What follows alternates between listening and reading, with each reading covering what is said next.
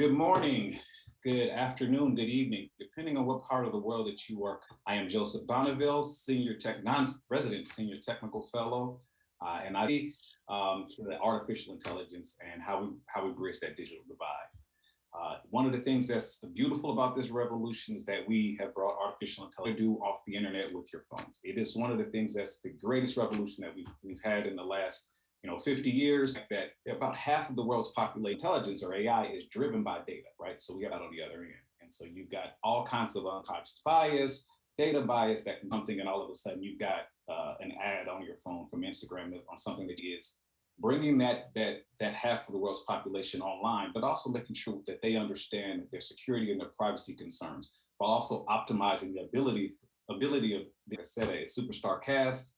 We've got Sally Grant, like no one other. Fellow amount of all things from cybersecurity all the way to was one of the futurists. All of these are friends of the GeoTech Center, and so we welcome them. I'm going to go and give them all a 3 minute. We're going to keep it at about 3 minute introduction as to what they see the problem is, and then kind of the whys and how we can move forward. So starting out, Sally, could you please let us know how you feel about this? To all is critical mission for our world moving forward together for peace and prosperity and economic stability. As much as I feel very concerned about privacy and protection and security for the underserved, I do want to take a positive spin here. We are not there. However, with supercomputing, with artificial intelligence, with machine learning, we have the ability to serve, protect, and provide response and recovery to our underserved communities and populations. There are 3 examples here. One, in a FEMA, in a natural disaster situation on our earth, we can now, with explosive accelerated machine learning and artificial intelligence, provide better services to those in need. Number 2, the Veterans Affairs Administration for our disabled veterans are now receiving better care and better services because their data science team is knocking it out of the park in that federal agency. And number 3, I do believe with the pandemic and all of the good work from NIH, FDA, and the CDC, we are getting better health care and services to those in need with the vaccination and healthcare response efforts. There is a lot of compute going into that as well. So I do think with excellent education and training in this area, we are on the right track to getting better services and care for those in need. Thank you. Thank you, Sally. That was a great big data analytics can provide.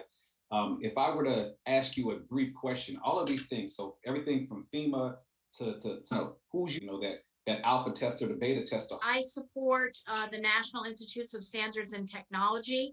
Right now, my good friend John Abellis of System 1 and I, together with Lucid AI, we are writing a white paper for Nist AI risk management framework that is including standards for bias, standards for ethics, standards for trust, standards for accreditation, standards to look at all areas, including the 5 Eyes, supporting our allies initiative in data governance.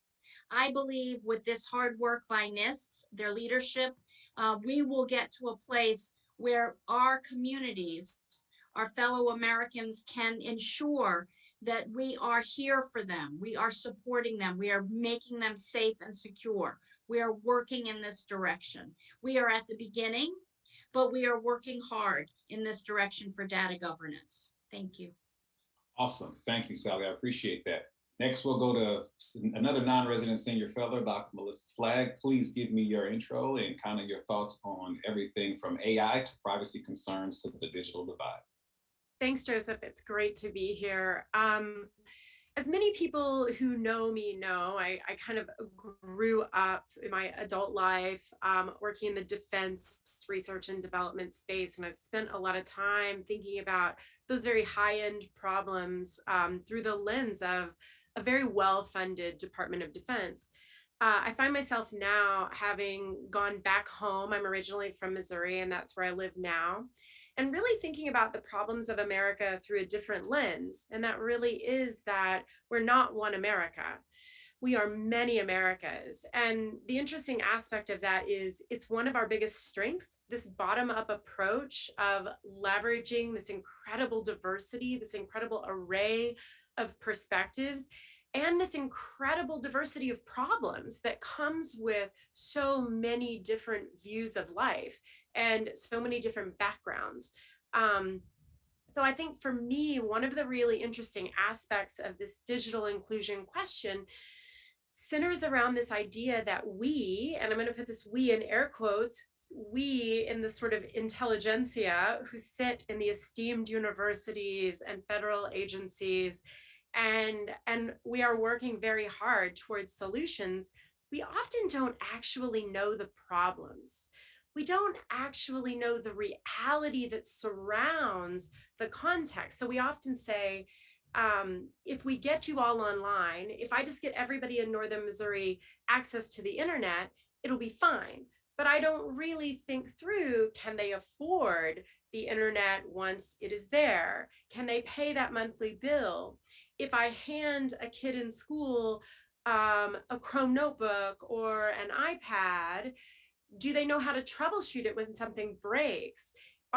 Is there a safe place for them to actually use that device and charge that device?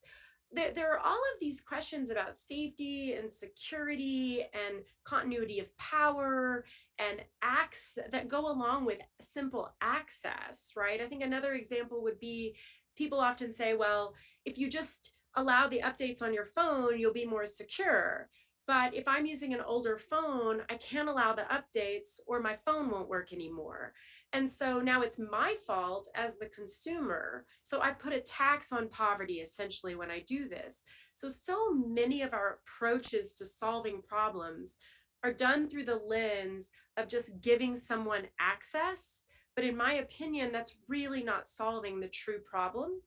And then we often now are levying a tax on people who are the least able to pay that tax, right? We're saying, well, the choice you have is go spend a half a day off of work that you don't have time off, paid time off to do, to stand in line if you don't want to do it on the internet.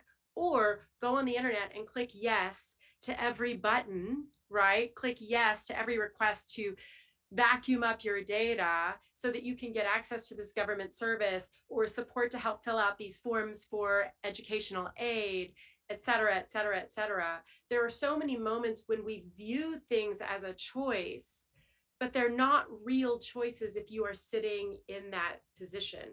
So I just want to really encourage people to think that this is not just a technology solution. This is a set of human problems, and we have to be really respectful of that. I love that. I love that. It's absolutely something that we have to build from the ground up. And sometimes, as an engineer, as a scientist, to a hammer, everything's a nail. Unfortunately, that solution of saying give them access and it'll work, that doesn't bring, give them light and they shall come, or whatever. That doesn't always work. I'd like to ask what, and this is if you are, Melissa, if you are CEO of Apple at this point, the CEO of Google, there's an industry side to that and there's a government side to that. And I think I'm going to later on depend on Sally to kind of give me her thoughts on the government side. But if you were CEO for a day, what do you think you could do that would kind of circumvent that problem? Yes, we still have to give them access, but we do have those privacy and those security concerns. Kind of how would you, in a 30,000-foot view, how would you attack that? Obviously, that's a very complicated, multifaceted problem. But just kind of like as an overall, we know it's a problem, we want to attack it, we're going to do. I think you have to really fund community-based solutions. We have to stop believing there's a silver bullet to every complex societal problem. There is not a single solution that will fit every community in America. If I'm a rural white community in Iowa or an inner city community in LA that largely doesn't speak English, or I'm a rural community in Georgia that has a whole host of other sort of maybe racial problems historically that layer into a distrust of local solutions from the top down. We have this incredible diversity of societal realities that people live in. And so I would say one of the beautiful things that I actually have a lot of respect for Melinda for, I've forgotten her name now, the Jeff Bezos' ex-wife who's gone, and she said very clearly, I am going to give money to people who actually understand the problems, and I'm going to let them spend it. I am not going to micromanage them. If I were the CEO of Apple for a day, I think I would try to give up on my ego just a little bit, and I would put all of the nonprofit money that I want to spend to get my tax write-off, and I would place it directly into communities in order for them to solve not only the access problem, but the other kind of training, troubleshooting, and physical security around that access point, all of these challenges that vary tremendously from community to community. And I think they need to actually find the people who understand the problems, give them the money, and then leave them alone instead of micromanaging them through a set of ridiculous, inane metrics that, again, are only relevant if you understand the problem, which most of the program managers do not. And so I guess that would be my 30,000-foot solution. I love it. I love it. It's absolutely correct. We live in a world where we think, you know, these advanced degrees and these, you know, CEO statuses and titles that we know every problem and we can solve every problem, but you're not on the ground. You don't understand what's going on the ground. And so we need to really focus on how can we bring folks, how can we get folks to trust us, as we talked with Sally, but also how do we bring them up to the level where we can advance their life and what they've got going on the ground. And that leaves as a perfect segue into what I consider our futurist, one of the people that is going to tell me what's going on and where this can take us and how it can take us there. Mr. Bob Gurley, could you please give me your thoughts on kind of where we're going and, you know, how we're going to get there? Yes, because, and one thing I'd like to say is, if you want to know where you're going, let's look backwards a bit. The further back you look, I think it helps you look out further. So when it comes to digital technologies, we have a history already. And the history from the use of technology, communications technology overall, is that technology gets fielded and it takes us by surprise. And then too late, we try to tack on security and privacy. And this has happened through every major wave since the beginning. The telegraph was created and fielded in the 1840s. Then the telephone, the internet, the client server world, smartphones, Internet of Things, every single one of those waves were fielded with not enough attention being put on things like the digital divide or security or privacy.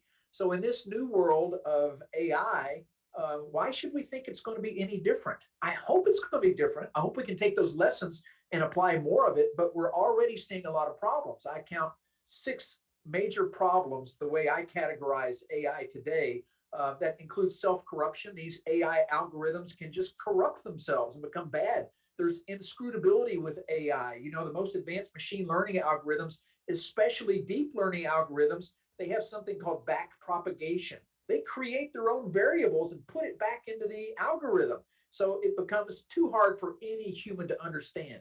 And Joseph, you mentioned bias. The bias in these algorithms is tough and needs to be mitigated. So did Sally.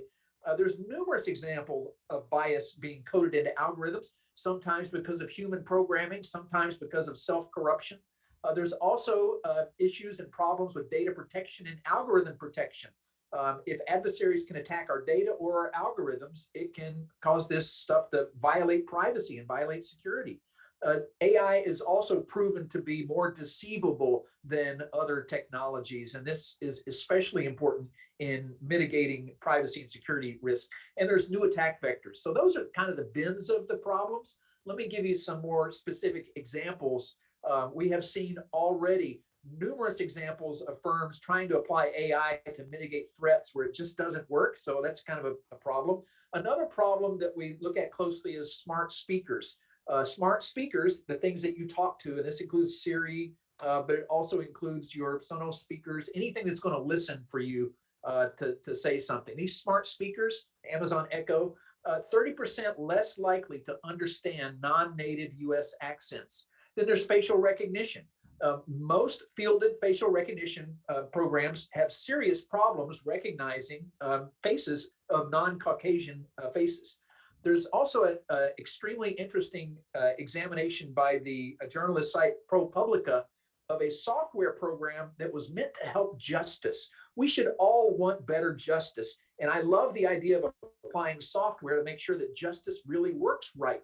Well, this system called Compass helped give sentencing guidelines to people who have been arrested so that the judge, the jury, the defense, and prosecutors could all get some guidelines on how long should this person be put in prison. Well, this Compass system became biased for whatever reason, and was not serving justice. This is another example of AI gone wrong. Another, in 2016, a very famous case, Microsoft puts a chatbot on the internet called Tay. Tay became a bigot and then an extreme racist Nazi. It had been converted by people who were attacking it. So this AI was converted to be a racist. A year later, Amazon had to terminate their resume screening system. Amazon are masters in machine learning, and they used machine learning to create an Amazon screening system. That thing taught itself to become a misogynist. It hated women and did not want to hire them, so it had to be terminated. These are all specific examples of AI gone wrong that just really underscores that we need to take action now, because we're moving quickly into this future, and we need to find solutions that make this a future for everybody. Absolutely. Great points, Bob. I appreciate that. One of the things that, you kind of, when you look at a commonality between all of the things that well, not all of them, but I'd say the majority of the things is input to the data, right? So these systems are only going to put out what you give it. And so if you have bad actors that are throwing things into this system in order to bias that system, you've got to really understand how to circumvent those bad actors at some point. There needs to be a check. There needs to be a balance. Could you kind of give me your thoughts on where that should happen, right? So should that happen on the front end? Should we be putting in cleaner data, which I don't even like to use air quotes, those cleaner data, or do you think we should be monitoring it on the back end when we have a human monitor on the back end for some of the things that come out of it? Such a big problem. I think in some ways we need to make this problem bigger so we can really get more brains on it and solve it. And I would say that we need to treat data, this whole piece of data and modernization, as a life cycle. We need a lot of brains on this throughout.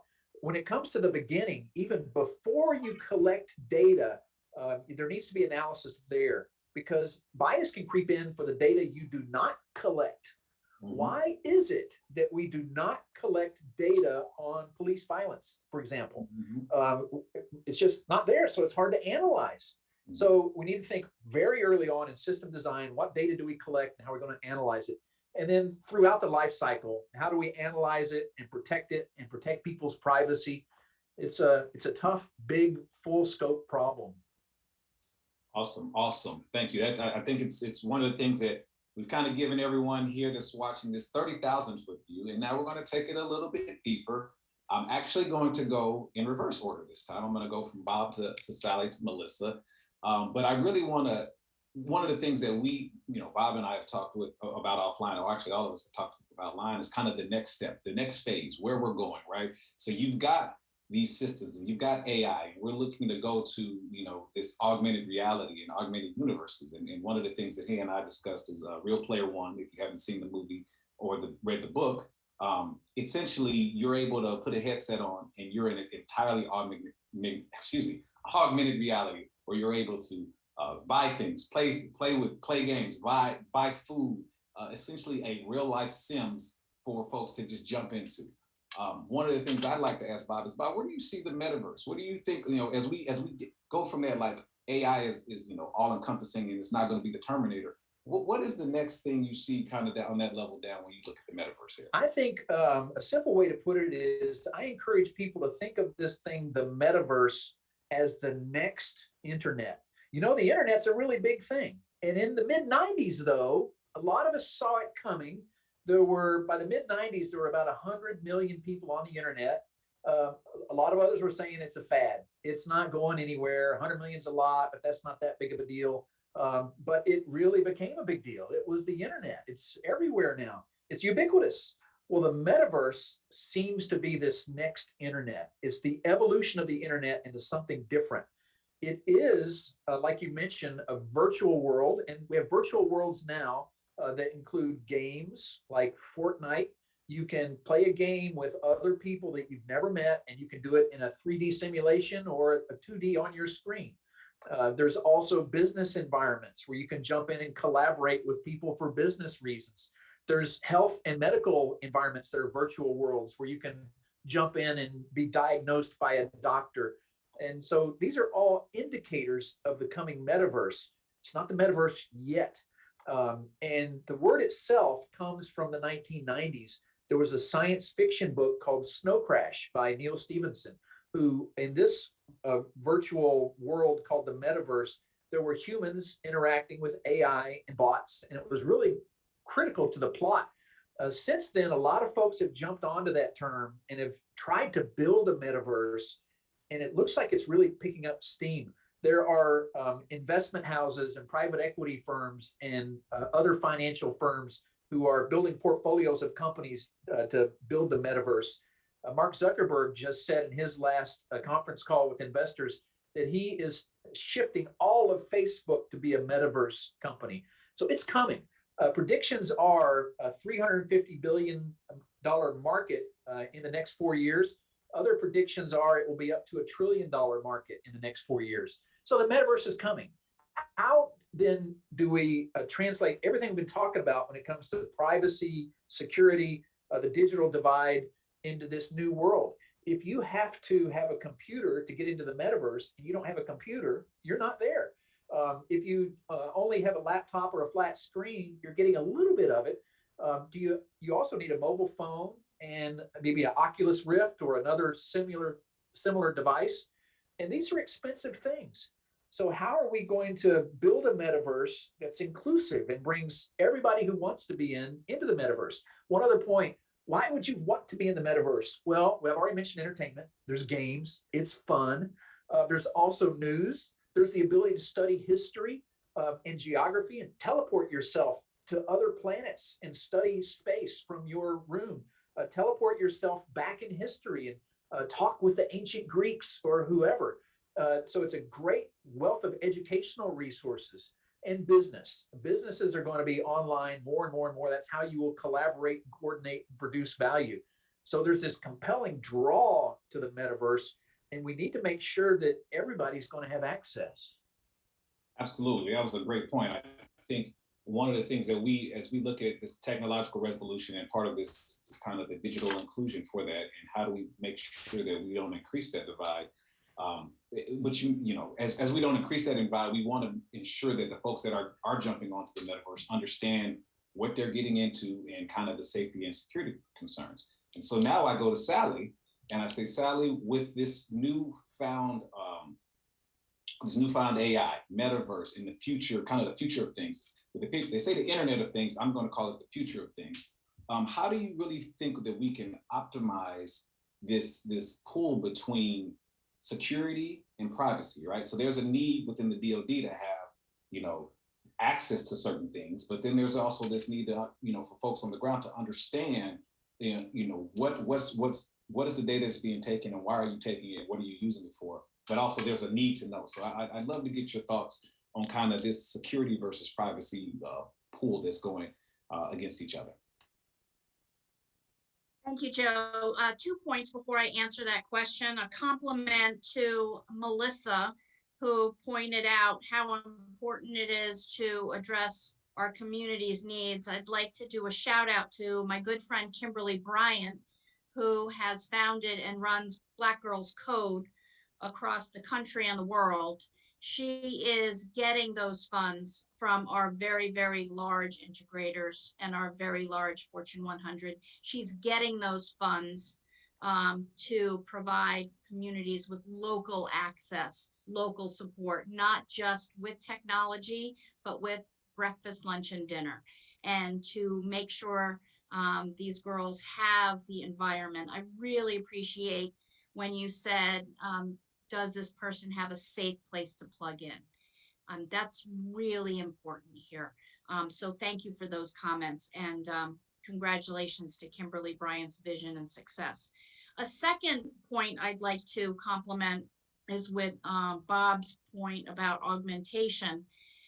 As we do move into the future of where we're going with artificial intelligence and machine learning, as concerned as I am, I do believe the answer will be, in this phase we're in, is augmentation, for the human to be in the loop, for the human to be looking at those 99.9 percentages and predictions and predictabilities. I do believe the human will have access to those decisions. We are going to move into another phase soon, but I think augmentation will really help us to make sure decisions are best for society. And to answer your question, Joe, I think, I do struggle with this quite a bit. I struggle with the Department of Defense's need for information and intelligence to protect the homeland. I struggle with the need for my fellow Americans to have privacy. I struggle with the need for my colleagues in the artificial intelligence and machine learning domain to make sure they have the security controls they need. I do believe the answer is education and training across all areas. I do believe, again, that the National Institutes of Standards and Technology, along with the administration's OSTP, Office of Science and Technology Policy, along with the National Security Council, is leading the effort to make sure that security and privacy are protected. But yet, when it comes to terrorist attacks, tradecraft and our nation state actors, we must have the ability for automating intelligence, again, to protect the homeland. Thank you. Sorry, I had to unmute myself. That was great. Thank you, Sally. I do think that education and training is going to be paramount in every aspect, from the ground up all the way to the CEOs and kind of the tech evangelists.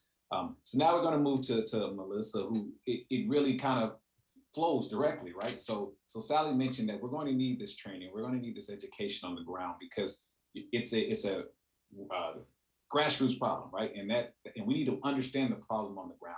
I'd like to really understand, like, from a human-based perspective, right? So, like, we're looking at bringing folks on the internet that have never seen the internet, that have never touched the internet. What are some of the concerns that you may have about this, and how do we move forward with getting them access? And this is going to lead to a question that we've got in the chat. That's going to, I think, is going to be for you, Melissa, in a second. But I'm going to let you answer that first. So David always likes me to be controversial. So I'm going to be a little controversial, and I'm going to say I'm a little over telling people they need to get more educated. If I'm working 3 jobs that are all minimum wage to keep my kids in a tiny apartment in the city, and desperately trying to make sure that they're in a school system where they're safe and that they have a future that's where they're not working 3 jobs like I am, I'm sorry, but I don't have time for coding, and I don't have time to learn how to troubleshoot the internet. I don't have time. I don't have time for any of it. I barely have time to sleep. I barely have time to see my children during the day. So I feel like we put a lot of burden on people at the bottom to be, this is your problem that you're not educated. Whereas people like me can just pay a tech guy from Gravity Solutions. I have a tech guy, Kyle, who's come to my house twice, to make education and training unnecessary for me, because he makes all my technical problems go away. He makes my Nest and my TV talk to my laptop in ways that I didn't know were possible. But I pay Kyle. And so I have a luxury of that I can buy out of education and training. Additionally, I have the luxury of time where I can buy out of a discomfort of giving my data away. If I am on a website and they say, you have to do this in order to get what you need from the city, I can fill it out and let them have my data and have no idea what vendor is actually working for the city that has set up that collection, who else may be getting that data after they use my data in the way they say they're going to use it, how it's going to be stored, how it's going to be secured. I have no visibility into any of that. I just know that if I don't want to pay a fine, I have to fill out this thing, or I can go down to City Hall where it's going to take me a half a day to resolve it. But I can take a half a day to do it because I can take a half a day off of work, because I get paid leave and I'm not actually sacrificing that much. So I guess I would just say, first of all, we're putting all of the responsibility onto the people least able to make that a valid choice. And it frustrates me. What I love about the metaverse and what I love about this idea, this vision that Bob gives me of the future is maybe that is a way for me as a researcher who is not solving that person's problem today by giving them access or training, right? I'm not solving the fact that they still don't have a valid choice to not give their data away. Maybe the metaverse allows me to actually put them into my life for a day, to actually walk in my shoes, to stay awake for as long as I stay awake, and then try to solve your bloody puzzle game of a training video, right? Maybe this metaverse allows me to transport all of the people making decisions for me into my universe for a day. How beautiful would that be if the training were the responsibility of the so apparently well-trained, but so oblivious to the reality of the problem sector? And so I would just say very strongly that the next time you want someone else to get educated in order to solve a problem, we should all be asking, where do I still need to be educated as well? And am I willing to give up that amount of time from my day? And if I am not, and I am at the easiest place on that spectrum, then is it valid that I ask everyone to become an expert in everything in order to just get by in the world today? And I think this is a really valid question. And as we build the metaverse, we have to do what Bob said and do better. Learn from history. Don't make those mistakes twice. Make the training for the people who are creating the metaverse something that really forces them to make it a better place to be. Don't just let it be a bunch of 22-year-old tech bros who get to do what they want, and then the rest of us are stuck saying, well, nothing's perfect. Oh, well, so it's bad for the rest of you marginalized people. Nothing's perfect. I don't want that to be my future.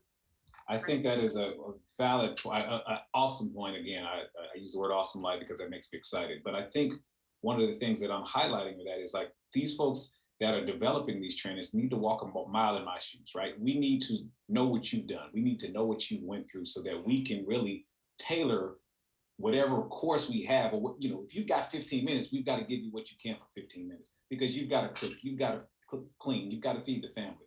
It is something that I think we oftentimes don't think about, and it's empathy. It really is. It boils down to being able to be empathetic for those and really understand where they stand.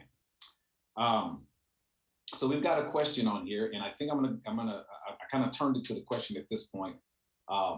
One of our folks online is asking, why does everyone get access to costly items that not all can afford? And so I think what the question is lending to, and please correct me if I'm wrong online, but the question is, you know, I need to, in order for me to get on this metaverse, as Bob says, I'm going to need an Oculus. I'm going to need all of these pieces of equipment that I may not be able to afford at a minimum wage job, but I know that it should be able to better my life. How do we attack that, Melissa? And what are your your open thoughts on that? I do think that this is, it's a really interesting conundrum, right? I also saw that he mentioned, I think he took my concerns to mean government control of software. I'm pretty sure I never said the government should control much of anything. I'm a hardcore bottom upper and pretty convinced that decentralized solutions are necessary. And I think decentralized solutions that are very community centric and community based are going to be necessary for this. I think a solution in a rural community where where I grew up in Sikeston, Missouri, would be very different than a solution in downtown New York City, right? But you may have things like libraries that are now equipment checkouts where trained people are there to help you troubleshoot. You may even have safe spaces in a library where you can plug in and where you have a locked door, right? Because I think it's pretty weird to put some device on where I can't really know my surroundings. Like I'm kind of weirded out by the metaverse, but I'm old, right? So, but I do think there are lots of ideas of how you can begin to really look at, so what are some surveys on what are the trusted places in your community? In some places that might be churches, in some places that might be YMCAs, in some places it might be libraries, in some places it might be local hospitals or a nurse practitioner's office. I mean, we need to understand who people trust. I don't believe that you can force someone to trust you when you are an anonymous non-human, when you are an entity, an organization. You are not a person with feelings. You do not care. The government cannot care. It is not a person, right? People they have these personal emotional relationships that construct trust within them. We have to understand that, and then we have to leverage those as access points to give people a trusted way to learn, to engage, and to make their own decisions on whether this is good for them or not good for them. So I guess in my perspective, this idea that you have to own everything is probably not relevant. And there's probably some version of what is a library in the metaverse, right? I mean, maybe it's just access to all of that knowledge in the verse, right? Maybe it's an access point. And maybe it's still books. I mean, I don't know, but I do feel like libraries have evolved over time, right? Where we saw you could start to check out movies and you could start to check out types of communities. But again, we should go to organizations on the ground and we should ask them, how would you solve this problem for your own people? And then we should not micromanage them. And some of them will fail. Who cares? We already waste God knows how much money on F-35s. Absolutely agree. 100% agree. And that kind of leads to a point that I was, Sally, I'm gonna put you on kind of on spot here because we had an anecdote that you told me yesterday, or told all of us yesterday, about some of these programs that are doing outreach, and kind of, the Amazon is, they're doing an outreach and they want to bring everyone on the internet. And you kind of gave us a story. I wish you'd share that story with us about what the folks on the ground said in response to, like, the basics. Before you give me all of this technology, these are the things that you need to take care of. And I'd love to hear that story again, just for the folks in the audience. So I'm wondering if it is my 99.9% prediction Fort Meade story. Is that the one you're referring to, Joe? The Amazon's, the story of feeding the folks on the ground. ground. Right. Yeah. Apologies. No worries. Yeah, so a huge moment for me over the last year. I was honored to be on a panel of diverse women, senior C-suite technology women from very, very large technology companies across the United States. We're putting together an effort to pilot 3 programs to tackle this question here today, these thoughts here today on how can large tech companies provide additional support and security and safety to those in need across our country.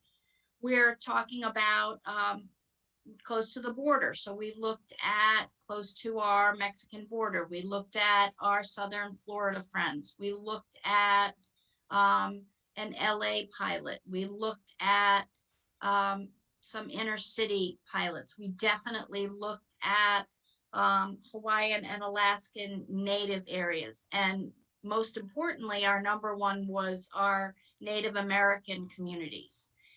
The point that you're referring to, Joe, that I think about every day is this Amazon great woman said, I just don't want to give them access to Wi-Fi and safety and security and privacy. I want to give them breakfast, lunch, and dinner and clean water and sanitation. And that really has moved me because it's really to the heart of what you're talking about, what Melissa and Bob are talking about today, how we really going to help people with technology. So that is something we're working on, and I think we can all take time in our day to help each other and help our communities. Absolutely great. It's one of the things that, we focus, we're so American centric sometimes, and we forget that as we go across the world and we bring these folks online, some of the things that we are concerned with is, we can give them the internet, but they might not even be able to eat. They may not have fresh water to take care of, but we can take care of the needs and necessities, kind of the four corners of being able to survive. Then we can train you and we can educate you and we can bring you online to really help you understand kind of what's going on with the technological. Well, I think that Melissa said a really amazing point, and I love when I'm writing the answer down in my notebook and then Melissa says it, because at least I'm in Melissa's brilliant head. So thank you, Melissa, for bringing up the library. I think if we think about public access to resources and those safe places, and where people in each community can know. I living in Baltimore City, appreciate when you said the churches. Right now, those are safe places for people to get vaccinated. So I do think I really love your point, Melissa, about each community is very specific. So what your family is experiencing in Missouri, maybe my family in a fishing community in Rhode Island is experiencing. Again, maybe not so many resources.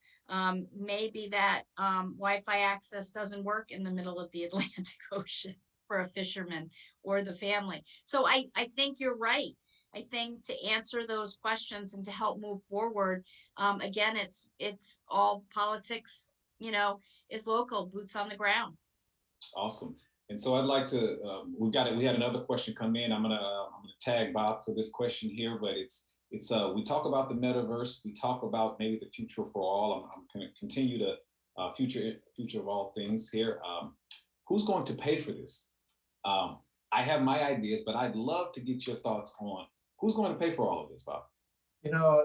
I can't answer that fully. I could just say that through my life, the way things get paid for is in a capitalist society, you need to deliver value to someone, and then that value that's delivered is paid for, and the company that delivers that value captures some of that. In societies where you invest in education, you fund things for education, and that's one way that things get provided. And another key use case here is in healthcare and delivering health, either doctors or diagnosis or mental health, and that's something that societies resource well. So those three things, either just the capitalist market where you use your own funds to buy stuff, or education systems that's paid for by the government, or healthcare that is a mix and is a big enterprise. Those are three funding sources right there that I think will end up driving a lot of this. I definitely think it's going to be a public-private partnership, and I think that is something that we'll have to foster. The policymakers and the folks on the ground and folks on the Hill here in the United States and in other governments across the world will have to. It's not going to be free, but we need to be able to ensure that we subsidize it at some point, because again, bridging that divide and bringing folks online, nothing's free, but we've got to figure out a way to make it work. Yeah, and what if we're all faced with the ethical challenge of maybe Mark Zuckerberg says, hey, there's 330 million Americans in Facebook. I'm going to give you all a headset, but it comes with some attachments. I'm going to know everything you look at and everything you touch, and I'm going to deliver you some ads, but you get a free headset and you get free access to the metaverse. And what if he can expand that to 1 billion Facebook users around the world? This could be our very near future. Would you give up that amount of privacy in order to get into his metaverse? oh, it'd be so tempting for me. But I would personally encourage us all to resist. Absolutely. And Melissa, it looks like you've got a thought on how we're going to advocate for who's funding this. I want to really just double down on what Bob just said, is that the metaverse isn't something we're advocating for. The metaverse is coming. The metaverse is well underway. This is a trend that I think Bob is outlining, and I would say I see it coming as well through, I mean, pretty much everywhere you look, whether it's in the military or whether it's just in gaming or in everyday life, right? I mean, we're going in this direction. So the question is, do we just let it become whatever Mark Zuckerberg wants it to be? Or do we believe that if we want an inclusive, better sort of version of the internet, if we want the metaverse to be better than what the internet was, then what are the ways that we can imagine doing this differently? And so for me, I think one of the things that the United States has that's really unique is a very deep history of philanthropic engagement. More than almost any other country on earth, we really truly believe in philanthropy.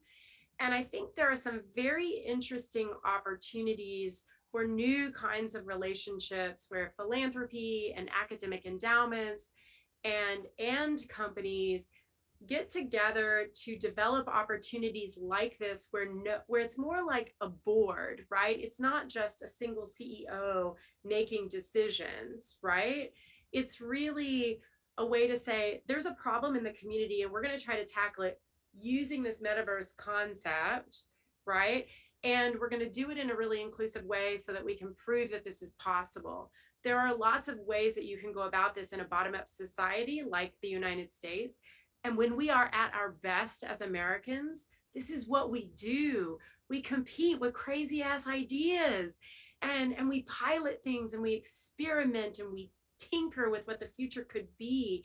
And we are unfailingly optimistic about what that could look like, even when it seems stupid or Pollyanna-ish or unrealistic. And so I just think it's such an exciting opportunity to think we could do better. We could do better than we're doing now. That is absolutely an awesome point. It leads us into the last, we got about 8 minutes left here. And so one of the things we do at the GeoTech Center whenever we do a GeoTech hour is we ensure that we leave our panelists time to give kind of their 2-minute tweet length kind of solution, question, problem, anything that they want to discuss about this digital inclusion and the technical revolution. I'm going to go in reverse order. We haven't had Bob go first yet. And so I want to ensure that we are fair in this. And so we'll give you guys 2 minutes or so to kind of wrap up your thoughts and give me what you think. And if it's tweet length, it can be tweet length, but if you want to expand upon it, I am leaving enough time for that. So Bob, you're up. Okay, I would like to say that, as I mentioned at the beginning, sometimes if you want to look into the future, we should look into the past. And let's do some research and look into the past. I would encourage everybody to look at the history of the telegraph. There's a great book called The Victorian Internet, which talked about once the world was covered in this telegraph, what the miscreants started doing and what people started doing. And there was online dating on the telegraph in 1860. There was a fraud and stock manipulation and bad things happening on the telegraph. All right, so let's look at our history, but now let's also think of our future. Now, how can you look at the future? The actual term metaverse came out of a science fiction book, Snow Crash, in 1994, 1995. Science fiction is being written today that is very exciting and motivational and inspirational and can really get the imagination going on what we want out of this metaverse. You mentioned Ready Player One. Great book. I would encourage everybody to pick it up and read it or watch the movie and think of the future that we want out of the metaverse. And that leads to kind of my final point. Whoever you are, wherever you are, you should think of what you want the future of the metaverse to be like and what you think the requirements should be for privacy and security and inclusion and fairness and justice. Think of what you want and make sure others know that too. Let's all build our list of requirements and build that future the way we want it, instead of just laying back and abdicating and letting others build that future for us. That's my thoughts, Joseph. Absolutely terrific. Thank you, Rob. I think that's right. I think if we let the tech giants build what they want to build, we'll face a reality where we get a free headset that also tells everybody where we're at, what we're doing, why we're doing it, and who we're doing it with. That's not something I think anybody wants. I personally don't want that. I hope no one else would. And so that's a great, absolutely great point. I'm going to go up next to Melissa. I think you've got 2 minutes or so to give us your thoughts on inclusion, privacy, and everything else we've talked about today. I guess I love everything Bob said. I think it's so true that you should know what you want out of this future, because it's much better to be a part of writing your own narrative, write your own story, right? You don't have to be a passive recipient of what people do to you, right? On the flip side, I really just want to advocate again that if you are creating a problem and the solution is that somebody else needs an education to solve the problem you've created, you are the problem.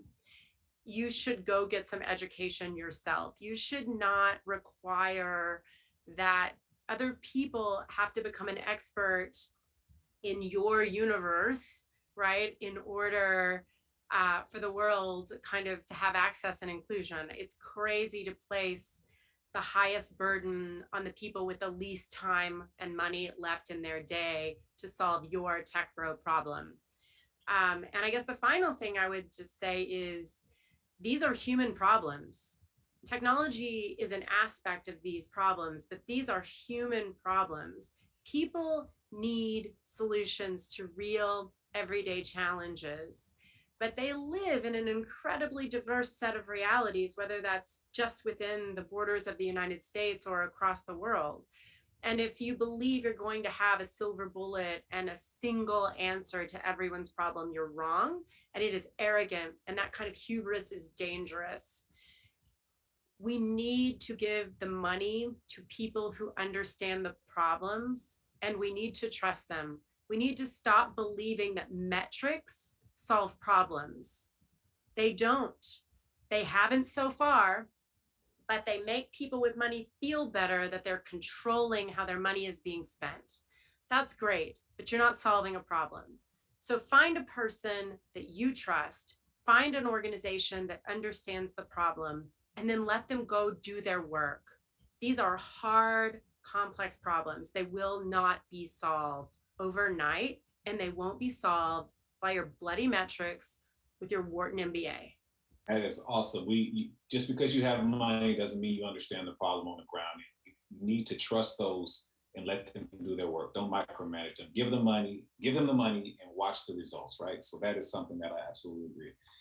Sally, we're coming up to you last. We started with you and now we're going to end with you. So you're kind of the alpha and the omega of this group today. So could you please give me your thoughts on security, inclusion, the digital divide, and whatever else you think is important that you want us to highlight kind of here at the end? Thank you, Joe, and thanks to Melissa and Bob. I am going to do a speedy 3 closing point round for you, Joe. Number 1, Nist is calling for a white paper due tomorrow called Nist AI Risk Management Framework for standards, for accreditation, for trust, for ethics, for inclusion, for privacy, for safety. And that is important. Please reach out to me if you would like more information or to get involved with my team on that effort. Number 2, I'd like to congratulate our community on the supply chain effort in security, in inclusion, in privacy, making sure goods and services are compliant and are safe for all communities. A lot of good work happening there. And number 3, I'm chairing a group at the Atlantic Council's GeoTech Center called the Data Governance Congressional Initiative for Standards. For those of you who are in our GeoTech community, if you would like to join me, Dana Hudson and Matthew Rose and Dr. David Bray in that effort, we are taking that to Capitol Hill to work with Sask and Hask to make sure we do have a Data Governance Act moving forward this Congress. Thank you. Awesome. Sally is giving us actionable items that we can do. These are solutions that you can participate in, that you can join. Please reach out to her, or if you cannot reach out to her directly, just get in contact with myself or anyone within the Atlantic Council. We've got about 1 minute. I want to thank all of our panelists. I think you guys have been awesome. You've reached out. I've got more books on here to read, thanks to Bob, than I ever had. But I want to channel my little inner David Bray here and say, be brave, be bold, be benevolent. Thank you. Thanks.